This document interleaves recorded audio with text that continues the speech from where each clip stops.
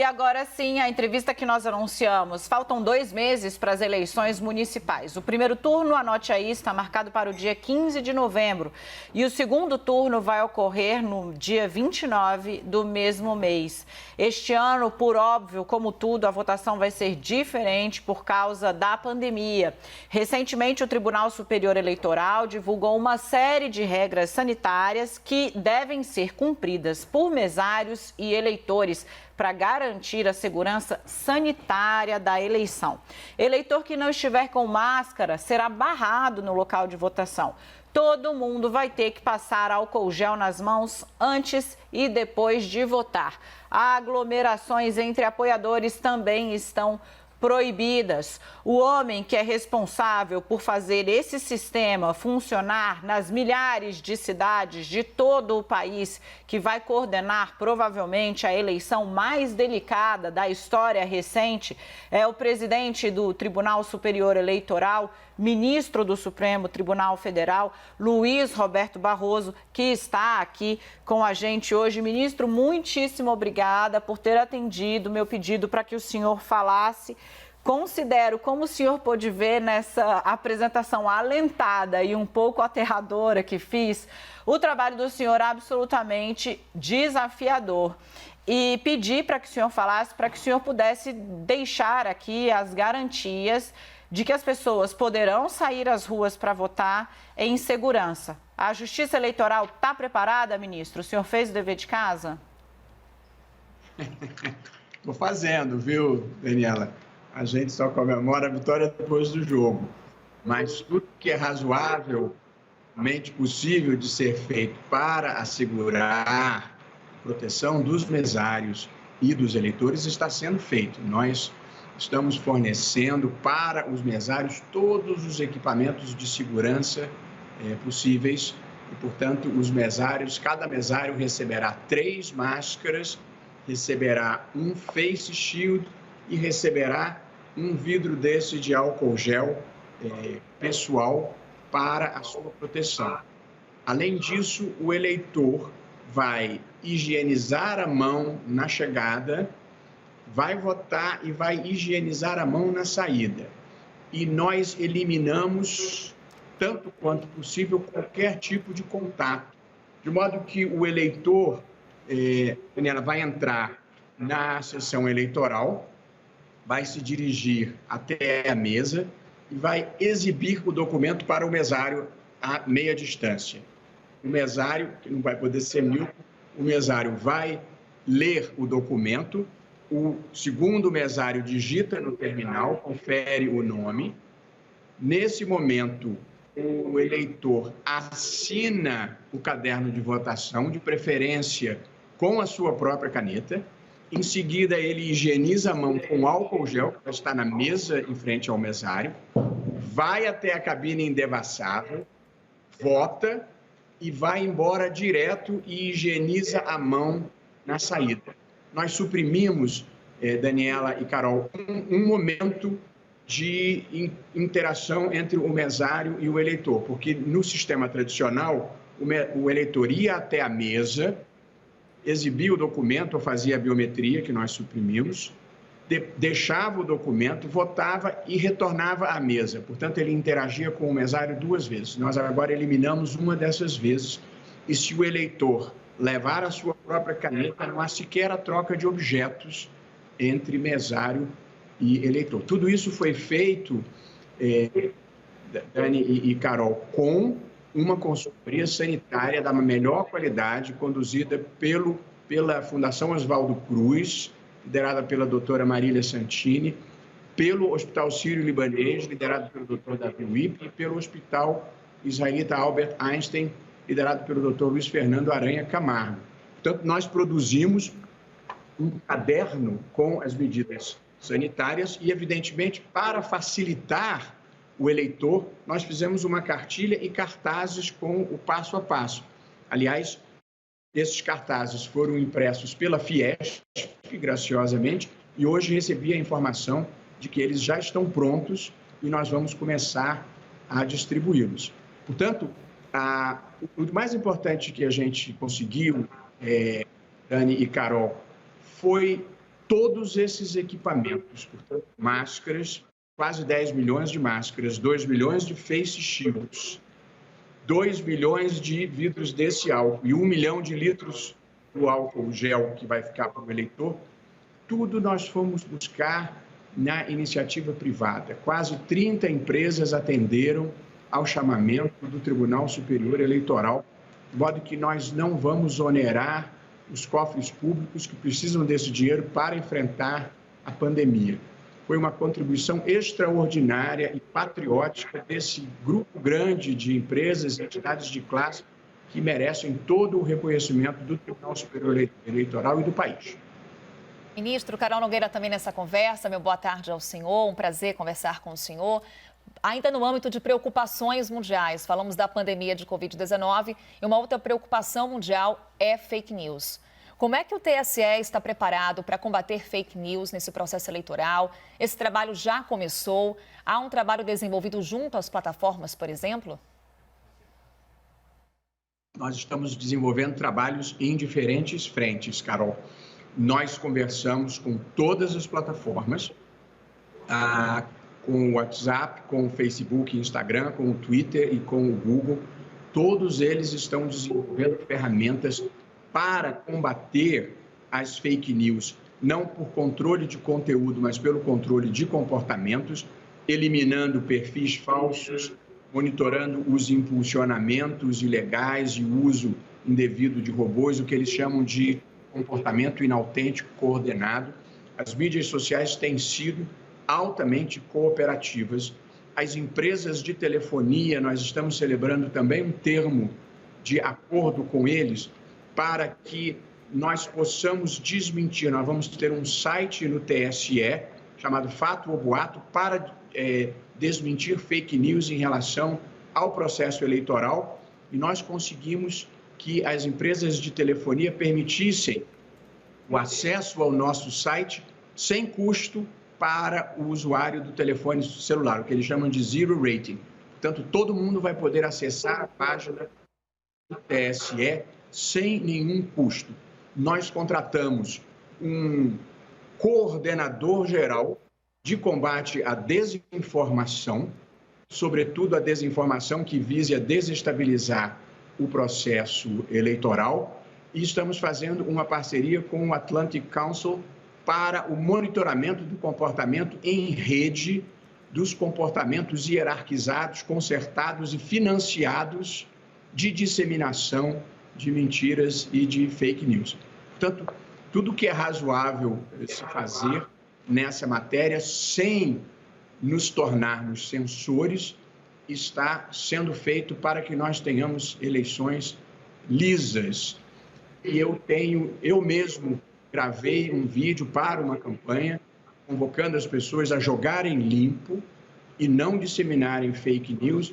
O Átila e a Marino também, a convite nosso, e graciosamente também fez uma campanha contra fake news, e nós vamos entrar no ar, provavelmente até o final do mês, com uma nova campanha pelo voto consciente, com 2 personagens conhecidos e queridos do público. E, além disso, nós conseguimos uma coisa notável, Dani e Carol. Havia um temor de debandada de mesários. Curiosamente, está acontecendo o contrário. Nós fizemos uma campanha de convocação de mesários voluntários, que foi conduzida também graciosamente pelo Dr. Drauzio Varela. A campanha termina esta semana, e em quase todos os estados que nós já recebemos os dados, o número de mesários voluntários dobrou em relação a 2016. Ou seja, as pessoas estão com um espírito cívico de participação. A democracia brasileira está irradiando uma energia que as pessoas querem estar dentro e fazerem diferença. Isso é muito reconfortante. Ministro, 2 coisas. Primeiro, não tem como o senhor dizer que lança a campanha na semana que vem com 2 pessoas queridas e não nos dizer quais são essas pessoas queridas. Não importa se são da concorrência, se não são, nós queremos o nome. E a segunda e mais importante questão existe um questionamento muito forte a respeito da celeridade com que causos, com que relatos de fake news que detratam este ou aquele candidato são analisados pela Justiça Eleitoral. Eleitoral. Casos aí de 2018 ainda estão sob análise no TSE. O senhor acha que haverá mais celeridade para quem recorrer à justiça contra a notícia falsa, que pode ser determinante numa cidade pequena ou mesmo em grandes cidades como São Paulo, por exemplo? Veja, os nomes eu ainda não posso te contar, Dani, mas eu prometo que assim que puder, eu falo com você. Eu vou cobrar, quanto à questão da celeridade, eu sou um sujeito que só comemora o gol depois que a bola está na rede, né? Então a gente tem que esperar só um minutinho. Quanto à celeridade, é preciso distinguir coisas diversas. O que está em curso no Tribunal Superior Eleitoral é uma ação de investigação de impulsionamentos ilegais, o que está na corregedoria e depende da produção de provas. Isso, inclusive, está fora do meu controle como presidente. O corregedor tem autonomia. Era o ministro Og Fernandes, agora é o ministro Luiz Felipe Salomão, que é um juiz experiente, seríssimo, e vai tocar isso da melhor forma possível. A apuração de impulsionamentos ilegais, Dani, é diferente de você tirar do ar com celeridade a campanha de desinformação. E aqui eu tenho procurado desmistificar a crença de que a justiça eleitoral possa ser a protagonista do enfrentamento das fake news, das campanhas de desinformação. Em primeiro lugar, Dani, porque nem sempre é fácil você caracterizar o que são fake news. E nós não queremos ser censores do debate público. É claro que há situações objetivas. Se um candidato disser do outro, fulano foi condenado por pedofilia, esse é um fato objetivo. Ou foi ou não foi. E se for mentira, acho que tem que tirar do ar e tem direito de resposta se isso vier de algum candidato da propaganda de algum partido. Agora, há troca de imprecações no debate público em relação à qual nós não podemos interferir. O que nos preocupa, Dani e Carol, não é uma imputação falsa, imprecisa, feita por uma pessoa a outra. O que nos preocupa verdadeiramente são essas campanhas de milícias criminosas que seguem um comando verticalizado, que são financiadas e são mercenários a serviço do descrédito da democracia ou do descrédito de pessoas. É isso que nós estamos enfrentando quando nós falamos de combate às fake news. Um candidato ofender, para isso nós já temos mecanismos que funcionam razoavelmente bem na retirada da propaganda do ar ou no direito de resposta. O que nos preocupa é o uso de mecanismos tecnológicos por essas milícias digitais do mal, que são destrutivas. Não é você apoiar, eu digo isso na minha campanha, uma causa que precisa de mentira, de ódio, de agressão, não pode ser boa. E, portanto, eu estou procurando convocar as pessoas a jogarem limpo, coloquem os seus argumentos na mesa. O excesso de proselitismo, a agressão, a grosseria, não traz pessoas para a sua causa. Aliás, Dani, eu participei na semana passada de um debate com juízes de Supremas Cortes de diferentes partes do mundo, Estados Unidos, Itália, Alemanha, Corte Europeia de Direitos Humanos, e uma das sessões foi sobre fake news. E uma das discussões é a de que não há comprovação empírica, mediante provas, de que as fake news mudem efetivamente o resultado das eleições. Há dúvida quanto a isso, mas o problema não é esse. O problema é a polarização que as fake news provocam, é a degradação do debate que elas provocam. Uma democracia não é feita só de voto, ela é feita também de debate público de qualidade, em que as partes oferecem as suas razões, colocam os seus argumentos na mesa. Essa lógica da grosseria, da agressão, da desqualificação, isso é coisa de gente grosseira, às vezes é coisa de bandido, às vezes é coisa de psicopata, e tem gente que acumula. Portanto, eu acho que as democracias têm que enfrentar esse tipo de comportamento. Gente do bem não ofende, não grita e não dissemina mentiras. gente do bem diz: eu apoio o meu candidato por essas razões. É assim que se joga um jogo limpo na democracia e eu estou procurando empenhadamente difundir. Ministro, falar um pouquinho sobre impressão do voto. A maioria do Supremo Tribunal Federal entendeu que é inconstitucional, inclusive esse foi o seu entendimento, acompanhando ali o relator, ministro Gilmar Mendes. No seu voto me chamou a atenção quando o senhor falava de fraude nas urnas eletrônicas, que não há essa fraude, enfim, garantindo a segurança das urnas eletrônicas. Como é que o senhor avalia discursos de pessoas públicas que vêm a público falar contra as urnas eletrônicas? Isso, de alguma forma, enfraquece, abala nosso sistema eleitoral? Carol, eu nessa vida, sobretudo depois que virei juiz, eu lido com fatos. Não lido com retórica, nem com suposições. O fato real nunca, jamais se provou nenhum tipo de fraude contra a urna eletrônica. Eu não tenho compromisso com a urna eletrônica, não. Eu tenho compromisso com eleições limpas. Se alguém demonstrar a ocorrência de fraude, eu vou ser o primeiro a tentar enfrentar isso. Mas nós fizemos um teste público de segurança para que todas as pessoas tentassem atacar o sistema, hackear o sistema, fraudar o sistema. Não aconteceu.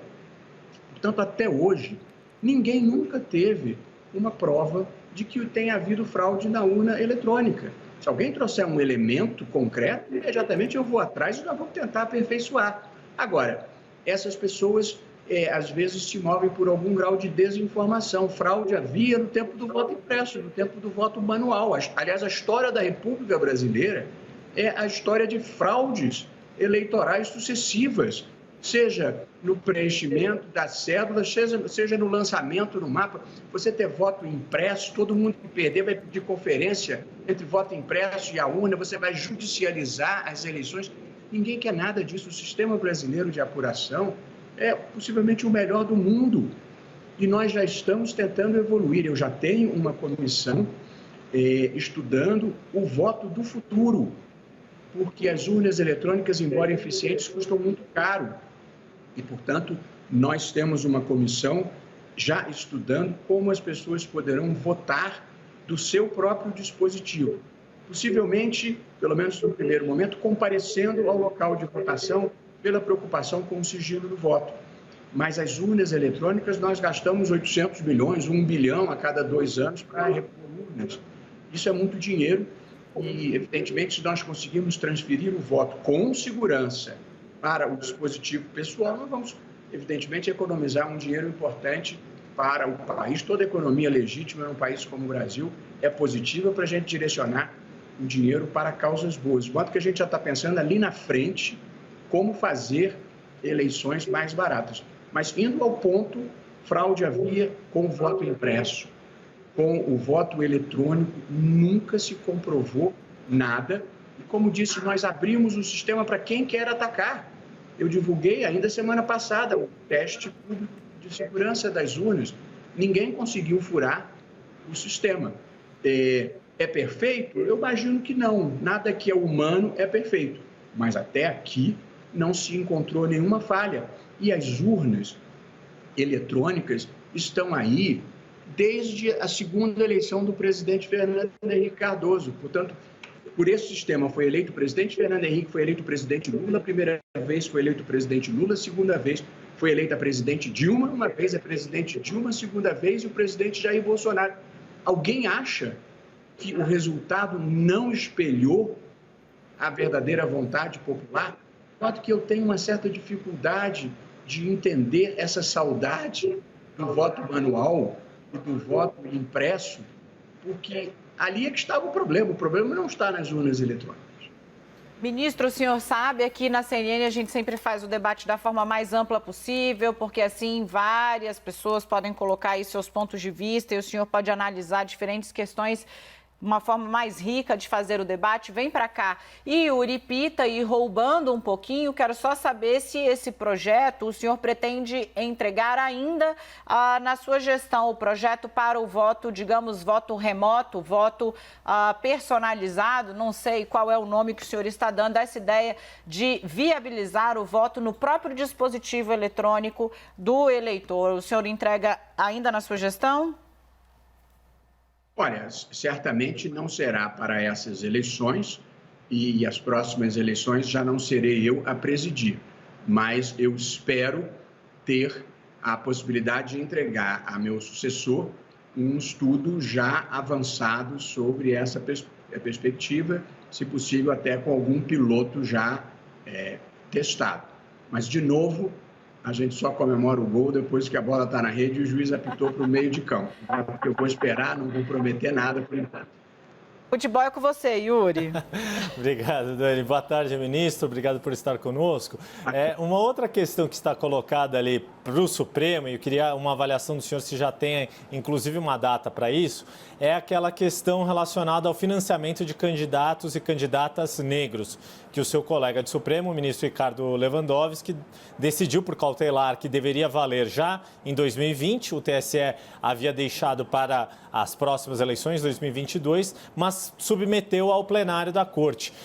O senhor acredita que vai haver tempo hábil para isso ser decidido e já é possível traçar um prognóstico para isso? Que tipo de resultado que o senhor espera que possa ter já nessas eleições de 2020? Ok, deixa eu só explicar brevemente, Yuri, para quem não tenha acompanhado.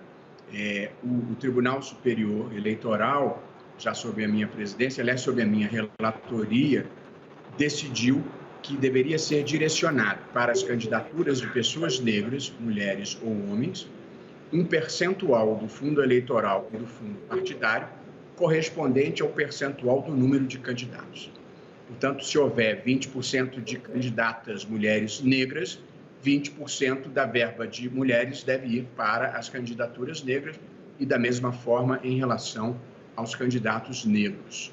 Nós consideramos que esse é um avanço importante para o enfrentamento do racismo estrutural, sistêmico e institucionalizado que existe na sociedade brasileira e que dificulta a participação política das pessoas negras, que correspondem a pelo menos metade da população brasileira. No meu estudo para o voto, eu inclusive constatei que havia um percentual expressivo de candidatos negros, mais de 40% na média nacional, mas não conseguiam se eleger nem metade desse percentual por falta de recursos, por falta de condições de desenvolverem uma campanha verdadeiramente eficiente. Portanto, o TSE, por quase unanimidade, por 6-1, decidiu nesse sentido. Porém, a maioria, foi uma votação por 4-3, eu fiquei vencido, deliberou que isto só deveria valer a partir de 2022. A maioria entendeu que era preciso dar este tempo para os partidos se organizarem. Eu havia entendido, na verdade, os 3 ministros do Supremo, eu, o ministro Fachin e o ministro Alexandre, havíamos entendido que já era possível aplicar desde agora. Porque as candidaturas, as convenções terminam amanhã. Portanto, ainda não foi feito o registro de candidaturas. Ainda haveria tempo para essa redistribuição. Mas, enfim, nós votamos vencidos. Mas houve uma ação proposta perante o Supremo e o ministro Ricardo Lewandowski determinou cautelarmente a aplicação desde agora. Como as candidaturas ainda não foram registradas, caberá aos partidos políticos se organizarem para atenderem à decisão do Supremo Tribunal Federal.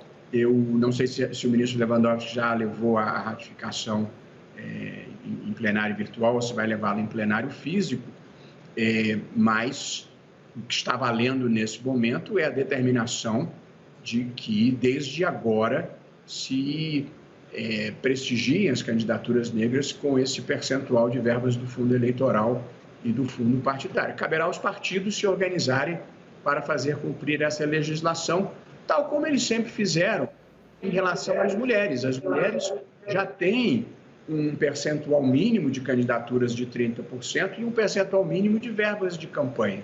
O que nós fizemos foi estender a lógica que vale para as mulheres para os candidatos negros.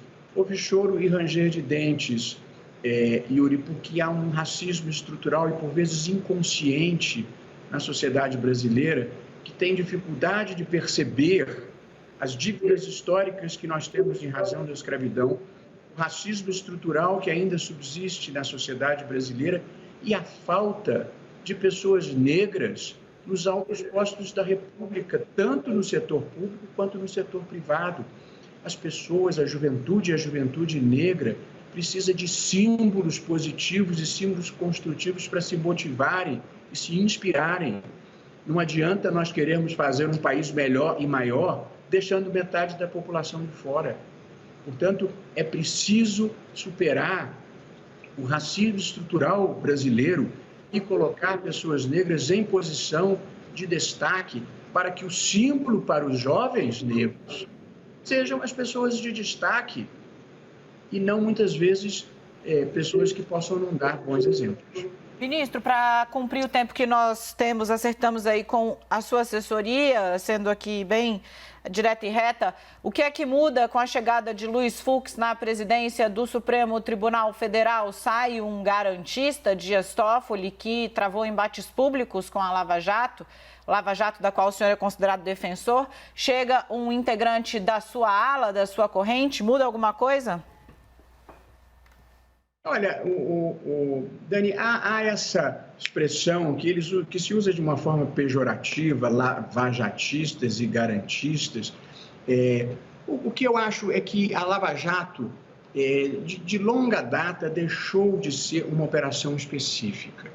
Eu acho que Lava Jato passou a representar, no imaginário da sociedade brasileira, uma mudança de paradigma, a superação de uma velha ordem em que se considerava natural o desvio de dinheiros públicos, em que se considerava natural que os agentes públicos levassem vantagem indevida em todos os contratos públicos. Portanto, Lava Jato não é uma operação, é esta mudança de paradigma. A sociedade brasileira deixou de aceitar o inaceitável.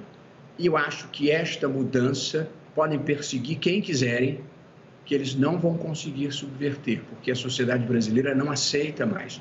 A iniciativa privada também já mudou. E hoje em dia, um business importante na iniciativa privada é compliance. Aliás, a coisa era tão ruim que não tinha nenhuma palavra em português para designar o cumprimento com integridade da lei e das normas éticas.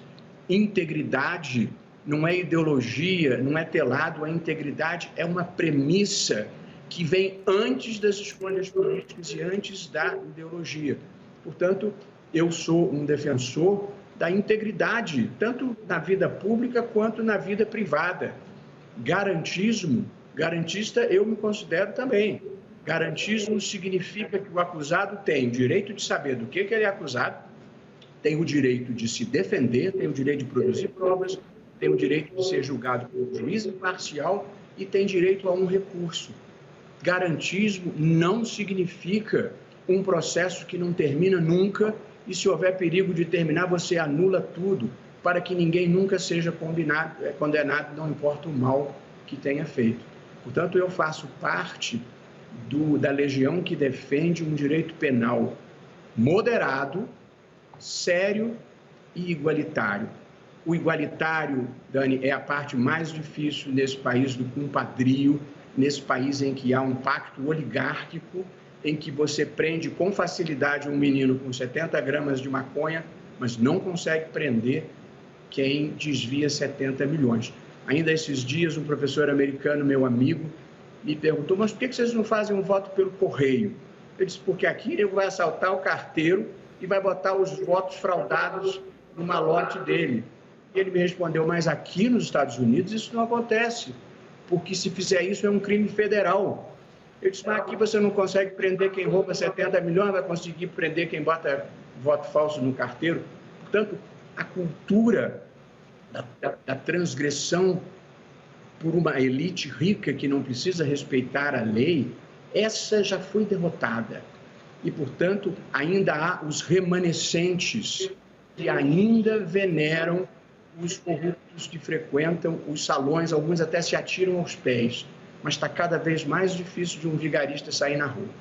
Ministro, muitíssimo obrigada pela entrevista aqui ao CNN 360. É sempre um prazer ouvi-lo, questioná-lo e ter essas respostas sempre de maneira bastante polida. Desejo mais absoluto sucesso na missão árdua de colocar essa eleição na rua com segurança. Espero ter o senhor novamente aqui no 360 para a gente retomar esses assuntos que, claro, não param. É um processo que só termina quando o senhor colocar a bola na rede, como o senhor disse, em dezembro, depois da eleição. Até a próxima. Muitíssimo obrigada. Obrigado, Dani. Obrigado, Carol. Boa noite. Sucesso para vocês.